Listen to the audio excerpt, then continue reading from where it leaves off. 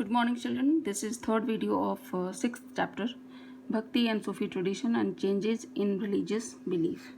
And here we will discuss about the relation with the states, the religious communities and their relations with the states.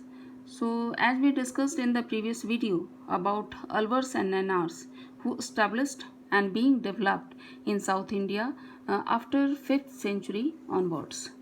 So here the question arises here that what was the condition and what was the relation of the states with these religious communities. So children, you must be knowing about that there were several important chiefdoms in Tamil region in early first millennium CE.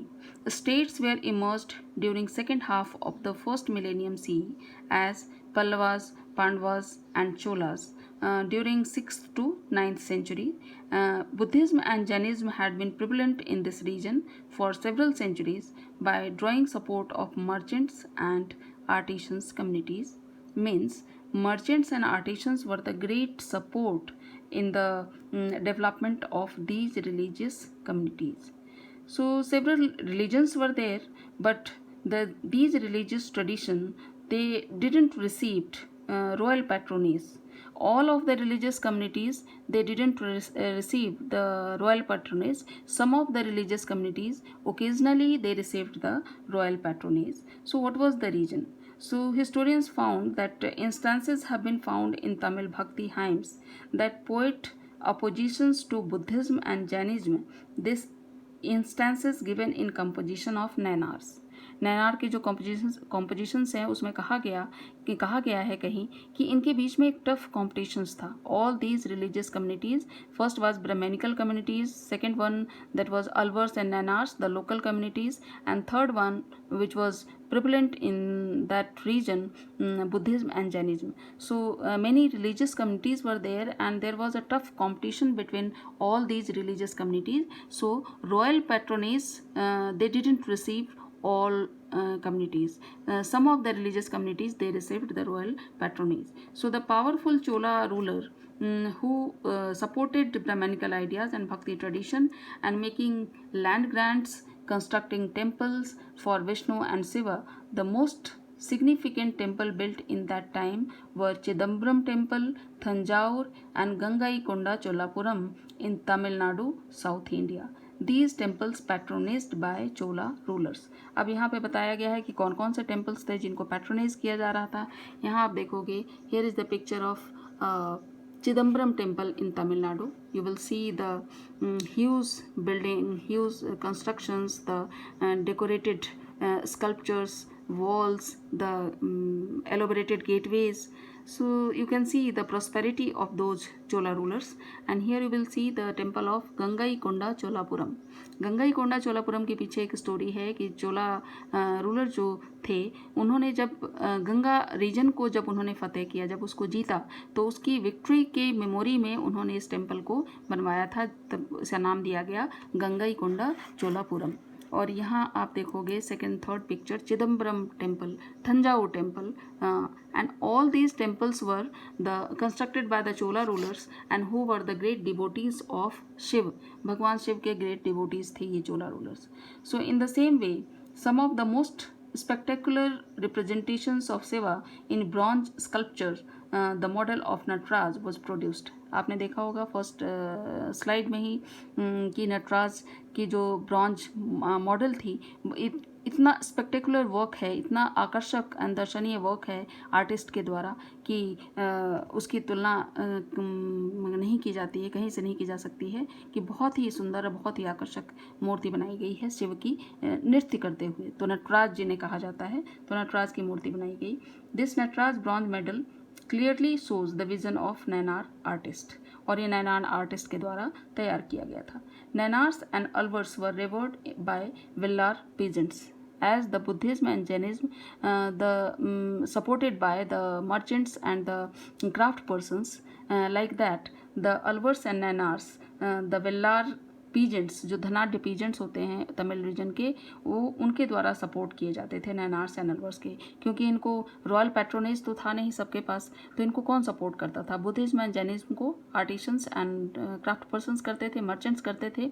उसी तरह से अलवर्स और नैनार्स के जो supporter थे Vellar peasant थे।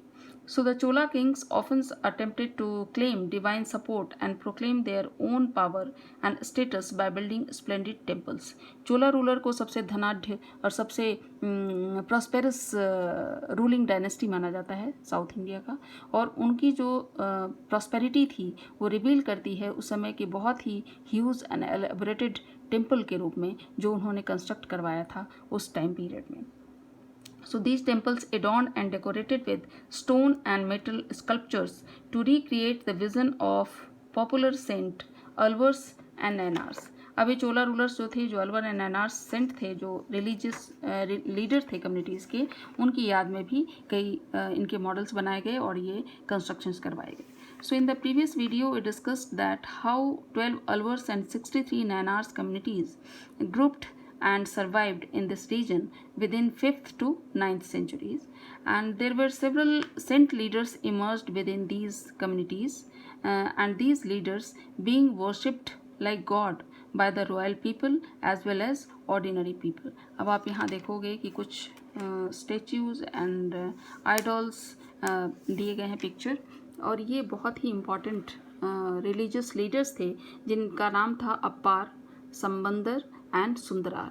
ये पहले फर्स्ट पिक्चर है अप्पार पोएट सेंट की, second one Sundarar and the third one Sambandar. So these great religious poets, composers and the religious leaders, they were considered, and they were as important as that their idols were kept in the temples, and they were being worshipped by the people as well as the royal people, and sometimes occasionally their procession being carried out in the public, within the public, so that they could memorize and they could consider their contribution in literary work. So as well as taking initiatives to collect and organize them into text known as तेवरम। अब इन तीन जो religious leaders हैं उनके द्वारा जो compositions बनाए गए और जो poems लिखे गए उसका collection बनाया गया और उसका नाम दिया गया तेवरम। उसको एक कलेक्शन किया गया। तो Tevaram is considered as a grantha like Purana and Veda, and it is a collection of Shaiva devotional poetry. Tevaram में शिव की भक्ति में गाए गए डिवोशनल पोइट्रीज हैं, and first 7 volumes of this collection, जिसको कहा जाता है 12 वॉल्यूम का ये कलेक्शन है जिसका नाम है तिरुमुराई, और उसका जो फर्स्ट 7 वॉल्यूम है that is known as Tevaram Tamil text. So these volumes contain the work of 3 most prominent Tamil poets of the 7th and 8th century, Appar, Sambandar and Sundarar। Children, you must remember the Nalyar Divya Prabandham, Tamil text का एक और जिसको वेद की तरह ही important माना जाता है, संस्कृत वेद की तरह, जिसका नाम है नलियार दिव्य प्रबंधम। उसी तरह से तेवरम भी उतना ही इम्पोर्टेंट है जो इन पोएट सेंट्स की लिखी गई रचनाओं का कलेक्शन है। So which is recognised as important as 4 Vedas, and these 3 poets became as important as their metal images started being prepared and organized and established in temples. So this was the Tevram and the poet saints and the religious communities and leaders. One most religious communities in Karnataka, we are going to discuss the Veer Saiva tradition. अभी Veer Saiva tradition क्या था?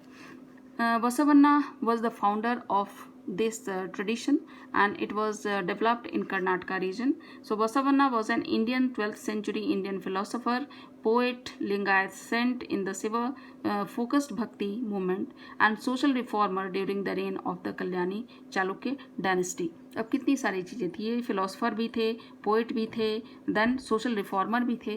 तो इन्होंने जो जिनका जन्म हुआ था 1106 to 68 सर्वाइव किए इन्होंने, and who was initially a Jain and a minister in the court of a Chalukya king. His followers were known as Veera Shaiva, heroes of Shiva. तो ये जो वासवन्ना थे, he was the founder and he established a community known as Veera Shaiva communities who were the heroes of Shiva, they were the follower of Shiva. और उन्होंने एक अलग स्थापना की, एक अलग रिलीजियस कम्युनिटीज़ की, जिसका नाम दिया गया लिंगायत, वेयरर्स ऑफ द लिंगा, जो लिंग धारण करते थे, और उन्हें लिंगायत कम्युनिटीज़ के नाम से जाना गया। So Lingayats continue to be an important community in the region to date and they worship Shiva in his manifestation as a linga and men usually wear a small ling in a silver case on a loop strung over the left shoulder। अभी भी ये community survive करती है और बहुत ही important community है कर्नाटका की, और ये अपने लेफ्ट शोल्डर के ऊपर एक सिल्वर केस में लिंग को धारण करते हैं और इन्हें लिंगायत कहा जाता है। Those who are revered include the jangam और wandering monks. So Lingayat believe that on death the devotee will be united with Shiva and will not return to this world। तो लिंगायत जो कि वासवन्ना के द्वारा स्थापित किए गए थे, here is the picture of Basavanna. और ये एक कहा जाता है कि initially he was born in a Brahmin family, he was a Brahmin, but he established the another communities and Lingayat communities, it was completely against the Brahmanical practices and the religious कर्मकांड and the Puja and यज्ञ अनुष्ठान, इसके बिल्कुल ही विपरीत थे ये। तो वासवन्ना जो थे, उन्होंने अपने फॉलोअर्स से कहा कि अगर वो लोग उनको फॉलो करना चाहते हैं तो उन्हें ये 7 थिंग्स माननी पड़ेगी। चोरी नहीं करना है, हत्या नहीं करना है, झूठ नहीं बोलना है, क्रोध से दूर रहना है, एक दूसरे के साथ सहयोग करना है, दुख का सामना करना है और अहंकार से दूर रहना है। और ये सारी चीज़ों को मानते हुए वो ब्राह्मणिकल आइडियाज़ एंड जो बहुत ही कॉम्प्लेक्स इनके जो कर्मकांड प्रैक्टिसेस थे उसके खिलाफ थे ये, और बिल्कुल अगेंस्ट थे। और उनकी ब्राह्मणिकल जितने भी प्रैक्टिसेस एंड कल्चर था उसको खिलाफत करते थे। तो Lingayat believe that on death the devotee will be united with Shiva and will not return to this world, therefore they do not practise funerary rites such as cremation prescribed in the Dharmashastra. अब जैसे शवदाह करने की, जलाने की परंपरा है डेड बॉडी को, उसका इन्होंने खिलाफत किया कि वो चूँकि शिव से हम शिव को प्राप्त कर लेते हैं, साल्वेशन प्राप्त कर लेते हैं, तो उन्होंने जो ब्राह्मणिकल फ्यूनररी राइट्स थे उसको बिल्कुल ही कंडेम किया उन्होंने, और एक अलग तरीके से उन्होंने शव को दफनाने की प्रथा का आरंभ की। Instead they ceremonial bury their dead, शव को दफना देते थे। The Lingayats challenged the idea of caste and the pollution attributed to certain groups by Brahmans. और ये भी ब्राह्मण्स के जो जटिल कर्मकांड थे, जो कॉम्प्लेक्स उनके रीति रिवाज थे, उसके अगेंस्ट शुरू हुआ था। और उन्होंने कास्टेज्म का जो 4 लैडर्स खड़ा किए थे कि ये अनटचेबल्स हैं और पॉल्यूटेड हैं, तो इन सारे जो उनके थ्योरी थी, उन थ्योरी के अगेंस्ट इन्होंने अपने लिंगायत समुदाय रिलीजियस कम्युनिटी को स्टैब्लिश किया था। So they also question the theory of rebirth, पुनर्जन्म की थ्योरी पे उनका क्वेश्चन मार्क था। This won them followers amongst those who were marginalised within the Brahmanical social order, और जो मार्जिनलाइज्ड थे ब्राह्मणिकल सोशल ऑर्डर में, उसको उन्होंने अपने साथ लिया। So the Lingayat also encouraged certain practices disapproved in the Dharmashastra, बहुत उन्होंने बिल्कुल ही कंप्लीटली इसको डिनाई किया, such as post puberty marriage, बाल विवाह जो प्रथा थी, and the remarriage of widows, और विडोज की मैरिज की प्रथा ब्राह्मणिकल टेक्स्ट में नहीं है, उसे मना किया गया है, तो उन्होंने री मैरिज ऑफ विडोज की प्रथा को शुरू किया। आवर अंडरस्टैंडिंग ऑफ द वीर शैव ट्रेडिशन इज डिराइव्ड फ्रॉम वाचन, literally sayings composed in Kannada by women and men who joined the movement. और उनको ये जो टेक्स्ट था वाचन, उसको फॉलो करना पड़ता है, उसके जो टेक्स्ट हैं उसको फॉलो करना पड़ता है जो लोग इस संप्रदाय से जुड़ते हैं, जो भी मेन एंड वुमेन। तो यहाँ आपको देखना है कि सालों से ब्राह्मणों के नीचे दबे हुए शूद्रों को वासवन्ना की बातों से उम्मीद मिली। हर रोज़ लाखों लोग वासवन्ना के घर आने लगे, उनके घर में हर मेहमान को मुफ्त में भोजन करवाया जाता था, उनकी ख्याति फैलती गई और वासवन्ना धीरे धीरे भगवान बन गए। तो इस वीडियो में इतना ही। नेक्स्ट वीडियो में हम लोग डिस्कस करेंगे religious format in north India. तो साउथ इंडिया में कौन कौन सी रिलीजियस कम्युनिटीज़ थी और जिसके बारे में details we studied in this video, and in the next video we will study about the religious ferment in North India. That's all. Thank you.